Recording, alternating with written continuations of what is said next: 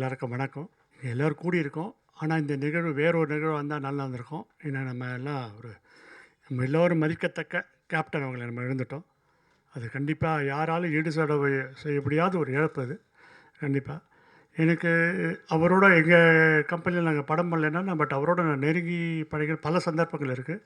அதெல்லாம் golden moments. அதெல்லாம் இன்றைக்கி இருக்கிற இண்டஸ்ட்ரிக்கும் யங் ஜென்ரேஷனுக்கும் தெரியறதுக்காக நான் அதெல்லாம் கொஞ்சம் பதிவு பண்ணணுன்னு விரும்புகிறேன். ஏவிஎம் படம் மாநகர காவல், அது கொஞ்சம் ப்ராஜெக்ட்டு. அப்போது ஏவிஎம் காம்பவுண்டில் அது வரைக்கும் எஸ்பிஎம் சார், அந்த சீனியர் டாக்டர்ஸ் எல்லாம் பண்ணிட்டு இருந்த பீரியடு. அவங்கெல்லாம் அப்படி நெக்ஸ்ட் கொஞ்சம் இது இருக்காங்க. அடுத்தது யங் ஜென்ரேஷன் நாங்கள் உள்ளே வரோம். தியாகராஜன் டேரக்டர், நான் ஜெயச்சந்திரன் எடிட்டருங்கிற மாதிரி ஒரு யூனிட்டாக உள்ளே போகிறோம். கேப்டன் சார் அந்த எங்கள் முந்தின படம் வெற்றிமேல் வெற்றியை பார்த்துட்டு சரி இந்த யூனிட்டே பண்ணட்டும்னு சொல்லி அப்படியே எல்லாம் ஈஸியாக இப்போ கதை சொல்கிறது முன்னாடி ப்ராஜெக்ட் எல்லாமே கன்ஃபார்ம் ஆகிடுச்சு.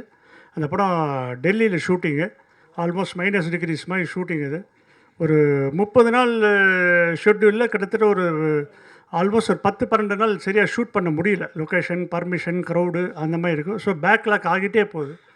ஸோ ஒரு சில இது கொஞ்சம் அப்புறம் பண்ணிக்கலாம்னு பண்ணால் திருப்பி டெல்லி அவ்வளோ பெரிய யூனிட் 80 பேர் வந்துட்டு திருப்பி போக முடியாது. அப்படி இருக்க சூழ்நிலையில் என்னென்னா ஒரு முக்கியமான ஒரு சீக்வன்ஸ், அந்த ஒரு under ground car park shooting, இன்னொரு வெளி இடத்துல ஒரு ஹரியானா இருக்கிற ஒரு ரெசார்ட் பர்மிஷன்ஸு அதெல்லாம் பணம் கட்டியாச்சு. இதெல்லாம் ஷூட் பண்ணணும். அப்போ கூப்பிட்டு ஈவினிங் நான் ஒரு மீட்டிங் போட்டேன். அந்த டேரக்டர் கொஞ்சம் தயக்கமாக இருந்தது. நான் தான் கேப்டன்கிட்ட போய் சொன்னேன், சார் இப்போ ஒரு 5 நாள் நம்ம ஒர்க் பண்ணால் இருக்கிற இது முடியும். சரி என்ன பண்ணணும் சொல்லு அப்படின்னாரு. 5 நாள் நம்ம யாரும் தூங்கக்கூடாது சார் அப்படின்னு. என்ன சொல்கிறேன்? ஆமாம் சார், மார்னிங் இப்போ நான் பேசுகிறது ஒரு சனிக்கிழமை, சண்டே அன்றைக்கி இங்கே ஷூட் பண்ணுறேன் சார். மண்டே மார்னிங் கிளம்பி அந்த ஹரியானா அங்கே அப்போது அவ்வளோ டிராஃபிக் இதெல்லாம் கிடையாது. 1 ஹவர் ட்ராவல். நம்ம அந்த ரெசார்ட்டு பெரிய அமௌண்ட்டு கட்டியாச்சு. அந்த ரெசார்ட்டில் 5 நாள் நம்ம அங்கே பிளான் பண்ணியிருக்கோம்.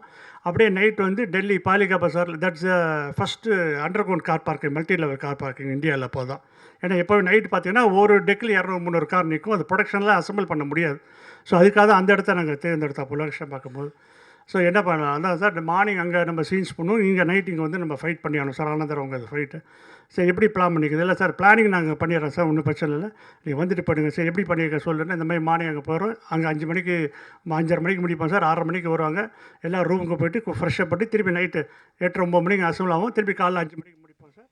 திருப்பி மறுநாள் மணி 7 மணிக்கு அங்கே போகணும் சொன்னால் நம்ம மட்டும். எனக்கு தெரிஞ்சு இன்றைக்கி ஒரு particular heroes overnight shoot பண்ணாலே டைம்ஸ் ஆஃப் இந்தியாலையும் டெக்கான் கிரானிக்கலும் ஓவர் நைட் ஷூட் பண்ணாங்க, நைட்டு 2 மணிக்கு ஷூட்டிங் பண்ணாங்க, நியூஸாக வருது. எனக்கு தெரிஞ்சு இண்டஸ்ட்ரியோட இருக்கார் 5 நாள் கண்டினியூஸாக யாரும் தூங்காமல் ஷூட் பண்ணது ஒரே படம் தான் தமிழ் இண்டஸ்ட்ரியில். அதுக்கு ஒரு வார்த்தை முகம் சொல்லிக்காமல் முடிஞ்சிச்சா, ஒன்மோர் எடுக்கலாமா, இதை பண்ணலாமா, அதை பண்ணலாமான்னு எந்த வகையிலும் ஒரு முகம் சொல்லிக்காமல் அப்படி எந்த ஹீரோ எந்த படத்துக்கு இந்த மாதிரி கோஆப்ரேட் பண்ண மாட்டாங்க, இனிமேல் பிறக்கக்கூட மாட்டாங்க சத்தியமாக. அந்த மாதிரி ஒரு இது. அதே மாதிரி அதில் அது மாதிரி ஷூட்டிங்கில் பல அனுபவங்கள். அப்புறம் அதை முடிச்சுட்டு அந்த வண்டிக்காரர் ஒரு மதுரை சாங்கு போகணும். அப்போது ஐ திங்க் உங்கள் படம் தாயகத்துக்கும் எதுக்கும் காஷ்மீர் போயானவர், தாயகங்கள் ஏதோ ஒரு படம் காஷ்மீருக்கு, இது நம்ம படம் தான் தாயகம் காஷ்மீர் போயணும். அதுவும் பேக்லாக் ஆச்சு. அந்த சாங் ஷூட் பண்ணது கரெக்டாக எங்களுக்கு கரெக்டாக ஒரு 36 ஹவர்ஸ் மட்டும்தான் இருக்குது. அதில் செட்டு வேறு ரெடி ஆகலை. அதனால் மார்னிங் போட்ட 9 மணி ஷூட்டிங் அவர் வந்துட்டார். செட்டு ரெடி ஆகாமல் மத்தியானம் 2 மணிக்கு ஆரம்பித்தோம். மறுநாள் காலையில் அப்படியே எல்லோரும் அவருக்கு வீட்டிலேருந்து ட்ரெஸ்ஸை கொண்டு வர சொல்லிட்டு அப்படியே ஷூட் பண்ணி மறுநாள் மத்தியானம் 2 மணிக்கு சாங்கை முடிச்சு ஆரம்பித்தோம். ஷூட்டிங் போகும்போது கையை கொடுத்து கட்டி பிடிச்சிட்டு போனார் அவர். ஸோ அந்த மாதிரி ஒரு இனிமையான ஒரு நடிகர். ஏன்னா நானும் பல ஹீரோஸு எங்கள் கம்பெனியில் பண்ணியிருக்கோம், பல பேர் production. But is the best கண்டிப்பாக. அந்த மாதிரி ஒரு இது. அதே மாதிரி அப்புறம் பல காலகட்டங்களில் அவரோட பழகி பேசியிருக்கோம். அப்புறம் ஒரு முக்கியமான இப்போ எம் வாழ்க்கையில் அவர் எவ்வளோ பெரிய ஒரு இது பண்ணார்னா, வேறு ஒரு ப்ராஜெக்ட், அது டீட்டெயில்ஸ் அவ்வளோ சொல்ல முடியாது. பட் இருந்தாலும் அவரோட பெருந்தன்மைக்காக நான் அதை சொல்லி ஆகணும். ஒரு ப்ராஜெக்ட் நான் டிசைன் பண்ணேன் வேறு ஒரு லண்டன் கம்பெனிக்காக. அது கொஞ்சம் மாறி கீறி போய் கடைசியில் அது நான் சினிமாட்டோகிராஃபி. அப்புறம் அந்த டேரக்டர் ஒருத்தர் மாதிரி இன்னொரு டேரக்டர் உள்ளே வந்தார். பட் அந்த ஹீரோ சைட்லேருந்து கொஞ்சம் சின்ன இஷ்யூஸ் இருந்தது. அப்புறம் அதில் சின்ன ஒரு மெசர் கசப்பு அந்த ப்ரொடியூசருக்கும் அந்த ஹீரோ ஃபாதருக்கும் ஆகி அது ஒரு சுச்சுவேஷனில் ப்ராஜெக்டாக காயின் ஆகிடுச்சு. நான் தான் டேரக்டர் எல்லாம் ஃபிக்ஸ் பண்ணி கொடுத்தேன். ப்ராஜெக்டாக காயின் ஆகிடுச்சு. லண்டனுக்கு ஷூட்டிங்கு ஒரு 20 பேருக்கு விசா வாங்கி, பெரிய அமௌண்ட் கட்டி விசா வாங்கி லண்டனில் கண்டினியூஸாக 40 days ஷூட்டு.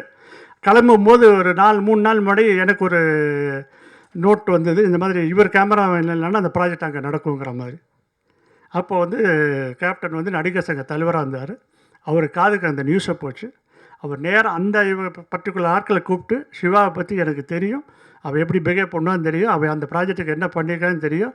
அவர் தான் இந்த படத்துக்கு கேமராமேன் தான், நீங்கள் ஹீரோ, இல்லைன்னா அந்த ப்ராஜெக்ட் நீங்கள் இருக்க மாட்டீங்கன்னு சொல்லி என்னை கூப்பிட்டு ஃபோன் பண்ணி, காலையில் ஃபோன் பண்ணி, நீ தான்ப்பா போகிறலான்டா, நீ ஒன்றும் ஒதுங்காத, நான் ஒதுங்கிறேன்னு சொல்லிட்டேன். அது அவர் காதுகிட்ட போச்சு. அவர்கிட்ட காது காரணம் நான் வேறு ஒரு இதில் இருக்க, கூப்பிட்டு எனக்கு ஃபோன் பண்ணி, நீ போய்ட்டு வா, உனக்கு அங்கே என்ன ப்ராப்ளம் தான் எனக்கு நீ கூப்பிடு அப்படின்னு சொல்லி, அப்புறம் 2 நாள் ஷூட்டிங் ஆரம்பிச்சப்போ எங்கன்னா ஒழுங்காக நடக்குதா, உனக்கு இன்னும் பிரச்சனை இல்லையே சொல்லி நைட் என்னை கூப்பிட்டார். இந்த மாதிரி ஒரு தாய் உள்ளமும் ஒரு ஃபாதர்லியாகவும் வேறு யாரும் கண்டிப்பாக நடந்து கொள்ள முடியாது. அப்படி ஒரு கேரக்டர் அவர். அதே மாதிரி இன்னும் பல விஷயங்கள் என்னென்னா, அவர் நடிகர் சங்க தலைவரானப்புறம் எனி ப்ராப்ளம் வந்து ப்ரொடியூசர் கவுன்சிலுக்கு மத்தியானம் வந்துடுவார். மேக்ஸிமம் வீக்லி 5 days வந்துடுவார். லஞ்ச் டயத்துக்கு முன்னாடி அங்கே வருவார். வந்து என்ன பிரச்சனை, ராவுத்தர் சார் அப்போ தலைவராக இருந்தாலும் ரொம்ப உரிமையோடு உட்காந்து பேசுவார். என்ன பிரச்சனைனாலும் அங்கே உட்காந்து இதுதான் சரி இது அப்படின்னா. அப்போது ஒரு 2-3 ஹீரோயின் டேட்ஸ் இஷ்யூ இருந்தது வேறு சில படங்களுக்கெல்லாம். இன்னும் டக்குனு சிவாவா அந்த அவங்கெல்லாம் கொஞ்சம் வேறு மாதிரிலாம் பேசுவாங்க, இங்கிலீஷ் இப்போ கொஞ்சம் பேசி எல்லாம் கரெக்ட் பண்ணி இந்த டேட்டை வாங்கி கொஞ்சம் முடிச்சு கொடு. இதெல்லாம் அவருக்கு தேவையில்லை, கண்டிப்பாக அது கவுன்சிலோட வேலை அது. பட் அதை கூப்பிட்டு அதுக்கு ஒரு ஆளுமையாக அதை சொல்லி இந்த வேலையை இதை பாரு, இதை பாருன்னு அப்படி சொல்லுவார். அதான் அவரை பற்றி சொல்லணுன்னா சொல்லிக்கிட்டே போகலாம். அதான் அவர் நடித்து ஒரு 8-10 வருஷம் ஆச்சு. அரசியல் மேடைகளையும் பெருசாக தோணலை லாஸ்ட் 5-6 வருஷம். ஆனால் அதை தாண்டி நேற்றுக்கு ஒரு மக்கள் க்ரௌடு ஒன்று வந்து எல்லோரும் அவங்க வீட்டில் ஒருத்தர் இழந்தாங்க பாருங்கள்.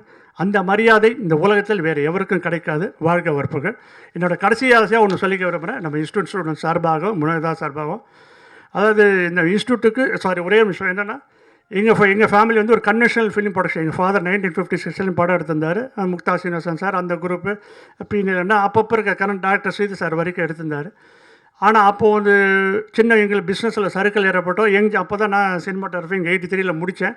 இப்போ எங்ககிட்ட நாங்கள் கம்பெனியை டேக் ஓவர் பண்ணிக்கிறோம், அப்போ யாரை டேரக்டர் போடலாம் அப்படிங்கிற மாதிரி சூழ்நிலை போது தான் அப்போ தான் ஊழ்மைகள் ரிலீஸ் ஆகி இன்ஸ்டியூட் ஸ்டூடெண்ட்ஸ்க்கு ஒரு மரியாதை கிடச்சா. எங்கள் அப்பாவை நான் கன்வின்ஸ் பண்ணி இல்லை நாங்களே சேர்ந்து பண்ணுறோன்னு சொல்லி உதயகுமார் ராஜா ரவிக்கு இப்போ ஃபுல் சப்போர்ட்டாக ஆபாவன் இருந்தார். ஸோ பின்னாடி ஒரு வெளி கம்பெனியில் பல டேரக்டர்ஸ், எங்கள் கம்பெனிலே 5 டேரக்டர் இன்ட்ரடியூஸ் பண்ணியிருக்கோம் நம்ம இன்ஸ்டியூட் ஸ்டூடெண்ட்ஸு, தியாகராஜன், தளபதி, இவங்கெல்லாம். அதுக்கெல்லாம் முன்னோடியாக வந்து பாலமாக அமைஞ்சது ஆபா தான். அது கண்டிப்பாக எல்லோரும் இது பண்ண முடியாது. ஸோ ஆபாவன் ஒருத்தர் வந்து வெற்றி கொடுத்தாருன்னா அந்த உரிமை கீதுங்கிற படத்துக்கு ஃபுல் சப்போர்ட் அவர் பின்னாடி ஆர்ஆர்லேருந்து எல்லாமே அவர் பண்ணி கொடுத்தாரு. அதனால தான் அந்த படமும் மிகப்பெரிய வெற்றி அடைஞ்சது. ஸோ ஒரு கன்வென்ஷனல் கம்பெனிக்குள்ளே ஒரு இன்ஸ்டியூட் ஸ்டூடெண்ட்ஸில் உள்ளே வந்து பண்ண முடியுங்கிறதுக்கு அன்றைக்கி அதில் அதுக்கெல்லாம் பாதை வித்திட்டவர் கண்டிப்பாக அந்த ஓப்பனிங்க்கு கிடைச்சது காரணம் திரு விஜயகாந்த் சார் தான். ஸோ என் சார்பாகவும் எல்லா சார்பாகவும் என்னோடய ஆசை இந்த காம்பவுண்டுக்குள்ளே அவரோட ஒரு சிலையை நம்ம நிறுவனம். அது வந்து இன்றைக்கி இருக்கிற ஸ்டூடெண்ட்ஸு, வருங்கால வர ஸ்டூடெண்ட்ஸுக்கும் இப்படி ஒரு நடிகர் இருந்தால் இந்த இவ்வளோ பேருக்கு இவ்வளோ வாழ்க்கை கிடச்சிருக்குன்னு அவரோட குறிப்போடு அதுக்கு இருக்கணும்னு ஆசைப்பட்றேன். வாழ்க விஜயகாந்தின் புகழ்.